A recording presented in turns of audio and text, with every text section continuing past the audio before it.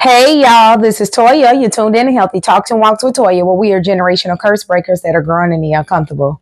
Hey y'all! So, if you're new to my channel, my name is Latoya Calhoun. I am a wife by faith from a mother. I am a transformational speaker and life coach, and I teach people how to grow in the uncomfortable so that they may be generational curse breakers through my life coaching services. So if you're interested in any of that, you can check us out at autumnfaithcollc.com.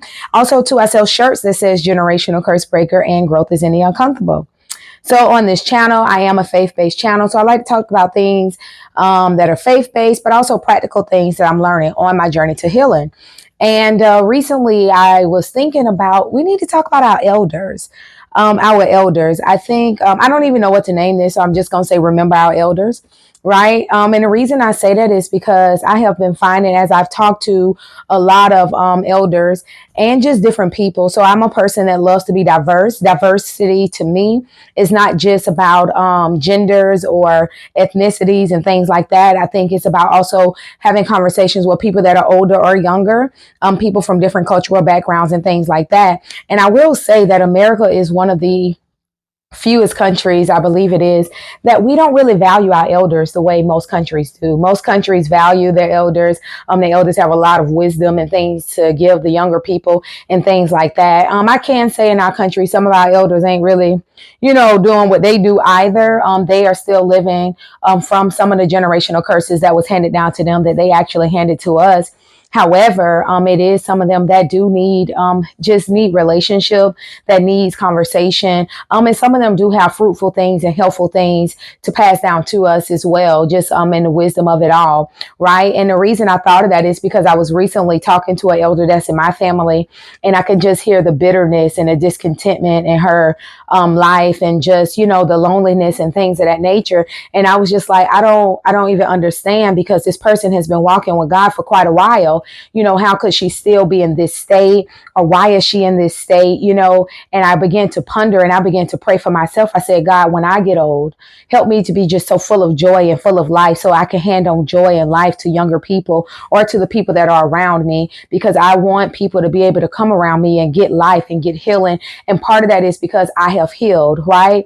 And so when I think about that, I think about some of the elders that are still living from generational curses that's been handed down to them. And some of them only are living from places that they only known to be. They never got an opportunity to heal because they've been so busy making a way for us, making a way for their children, making a way for their grandchildren, making a way for their husbands or for their wives, and just doing what they know to do, that they didn't get an opportunity to learn anything differently. And I think that in this generation, where we are being exposed to mental health, resources, and we're being exposed to counseling. These are things that are being talked about. Unfortunately, they're almost like the forgotten generation, that counseling wasn't available to them. It wasn't a popular thing. It wasn't okay to say that I'm struggling mentally. It wasn't okay to say that, hey, what I call it, my cheese sliding off my cracker. It wasn't okay to say these things. And so they are stuck in the traumas and in the just the repetitive cycles of hyper independence or negativity or the standoffishness. No, they don't know how to be vulnerable. They feel like they have to stay closed up in these unfortunate, unhealthy mindsets. And so people will say, oh, they stuck in their ways. People only get stuck because they don't know how to get out of it, for one. For sometimes they don't even have the people in their lives that have the capacity to even continue to work with them, continue to speak life into them, even though they only see death or they only see negativity, to keep speaking positivity in their life. And so when they get on the phone with you, they already know when they get on the phone with me, you can't be saying too much negative stuff, because I'm going to challenge it with something positive. I'm going to say, is that the word of God? I'm going to say, well, hey, the sun's still shining. You still got an opportunity. These are the type of things that I have to challenge those things with. Being a generational curse breaker, I am going to be one of the first people that's in my family that's saying some of these things, and not just saying them, but walking into myself. And so I just think that we need to take a moment to remember our elders. If you still have a mom, if you still have a grandmom, if you still have a granddad or or uncle or somebody that's in your life that's older than you, take the time to reach out to let them know that, hey, thank you for your sacrifice. And also show them a better way. Show them a better way. The same way that I'm healing so I could be a better mom for for my child, a better wife, for my husband, a better daughter, for my parents, and for God, and for the kingdom, I'm doing that also too to show my grandmother and every other person a better way. And so I just wanted to encourage you guys today to let's not forget our elders. Let's honor them while we still have them, not just in word or whatever, but also in deed, going by and seeing them. A lot of them just are lonely, going by and just letting them know that you love them, and whatever that may look like, just asking them, do they need help? They may say no, right? Because they don't know how to ask.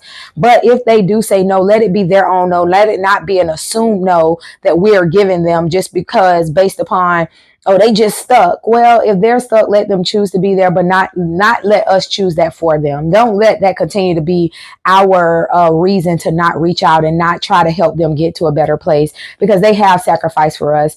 They have done the best that they knew to do with what they had. And now that we have the ball, we can do something better, not just for our young people and not just for ourselves, but also too for them too.